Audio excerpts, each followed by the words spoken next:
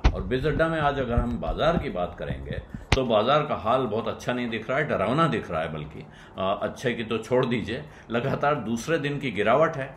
और ये जो गिरावट है इसमें 150 पॉइंट के आसपास 145 पॉइंट गिरा है। निफ्टी 19,381 पे बंद हुआ है। और बाजार की जुबान में कहें वहां जो खासतौर पे, क्योंकि निफ्टी में सबसे ज़्यादा ट्रेडिंग होती है फ्यूचर मार्केट में, F&O में, फ्यूचर एंड ऑप्शंस में, तो वहाँ के लोग निफ्टी का ही लेवल देखते हैं।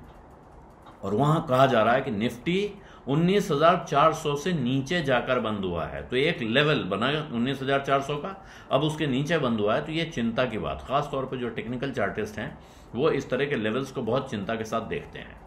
सेंसेक्स भी गिरा है 0.82% और 65,240 पे बंद हुआ है।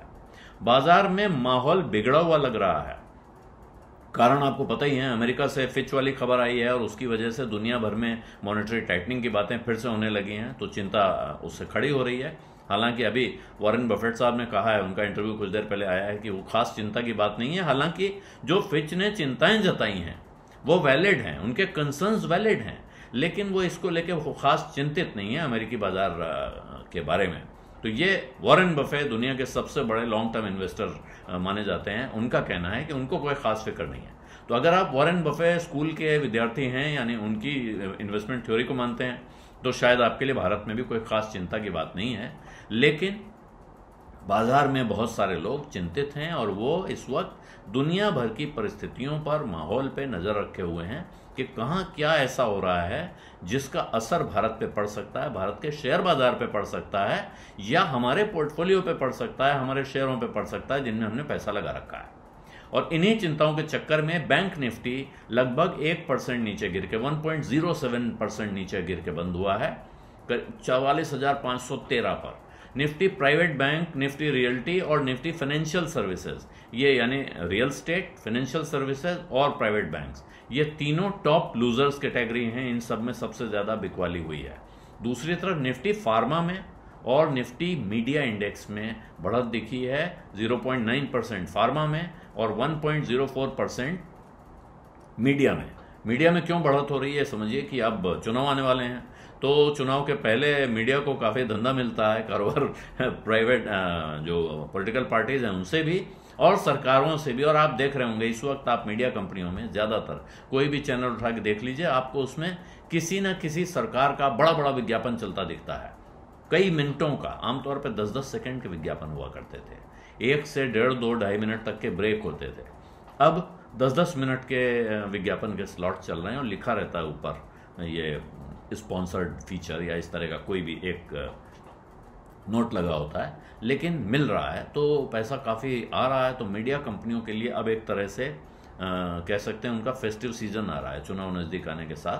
अब अगले साल 2024 में लोकसभा चुनाव होने तक, उसके पहले राज्यों के चुनाव हैं, उसके बाद लोकसभा चुनाव होगा, तब तक एक तरह से सेलिब्रेशन का सीजन, फेस्टिव सीजन वहाँ रहेगा। लेकिन आप पिछले 2 दिनों का हाल अगर देखें, बाजार में जो मार्केट कैप का हाल है, क्वांटिफाई करते हैं बाजार में गिरावट को या तेजी को मार्केट कैप से, कि इतने लाख करोड़ का फायदा हो गया, इतने लाख करोड़ का नुकसान हो गया। 1 अगस्त को 2 दिन पहले 3,05,000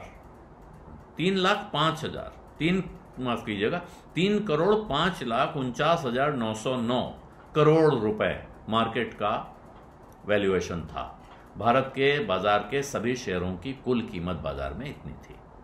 आज की तारीख में 2 दिन बाद ये हो गया है 3,98,207 करोड़। तो यहाँ ये 5,49,909 करोड़ जो था वो हो गया 98,207 करोड़, लगभग 4.5 लाख करोड़, 4,51,702 करोड़ रुपया इसमें से निकल गया है 2 दिन के अंदर। ये बॉम्बे स्टॉक एक्सचेंज का मार्केट कैप का लॉस है। बॉम्बे स्टॉक एक्सचेंज को ही मार्केट कैप के लिए बेंचमार्क माना जाता है, क्योंकि बॉम्बे स्टॉक एक्सचेंज में ज़्यादा कंपनियां लिस्टेड हैं नेशनल स्टॉक एक्सचेंज के मुकाबले। हालांकि ट्रेड एनएसई में ज़्यादा होता है, कारोबार वहाँ ज़्यादा होता है, लेकिन ज़्यादा कंपनियां बीएसई में लिस्टेड हैं, इसलिए जब कभी भी मार्केट कैप का हिसाब लगाया जाता है तो वो बॉम्बे स्टॉक एक्सचेंज के मार्केट कैप का हिसाब लगता है। ये मार्केट कैप का हिसाब लगाने का अर्थ ये नहीं है कि 4.5 लाख करोड़ रुपए के शेयर बेच दिए गए 2 दिन में। शेयर इससे काफ़ी कम वैल्यू के बेचे गए होंगे, लेकिन एक कंपनी के जितने भी शेयर हैं उन सब की कीमत सामने रख के देखी जाती है। जो शेयर बिका है, मार्केट कैप क्यों गिरा और क्यों बढ़ा, जब आप देखें, जो आदमी बेचने निकला है, अगर उसकी कोई गरज है, उसको बेचना है, वो बेचने के इरादे से आया है कि मुझे बेच ही देना है, तो सामने वाले खरीदार को पता चल गया कि भाई तो बेच ही देगा, तो वो दाम नीचे गिराते हुए चलते हैं। उनको लगता है कि अब बेचेगा, चलो नीचे का दाम रखो, जो भाव चल रहा है इससे 10 पैसा नीचे, 20 पैसा नीचे, 50 पैसा नीचे, 1 रुपया नीचे रख लो, गरजू होगा तो आके बेचेगा। और जब बाजार तेज हो रहा होता है तो उस वक्त खरीदार ये भाव अपनाते हैं, ठीक है भाई ऊपर रखो। जो खरीदार की इच्छा है लेने की, तो खरीदार दाम बढ़ा के दिखाता रहता है कि मैं और लूंगा भाई, इतने पे ले लूंगा, इतने पे ले लूंगा। बेचने वाले को खबर लग जाती है तो वह दाम ऊपर रोक लेता है। इस वजह से मार्केट कैप का ये गणित जो है कि 4.5 लाख करोड़ रुपए निकल गया, ये इसलिए आता है बाजार में। कभी होता है 3 दिन में 10 लाख करोड़ बन गए, कभी होता है 1 दिन में 5 लाख करोड़ निकल गए, 2 दिन में 4.5 लाख करोड़ निकल गए, जैसे इस समय निकले हैं। इसको लेके क्या आपको चिंता करनी चाहिए, ये हिसाब आपको खुद लगाना है।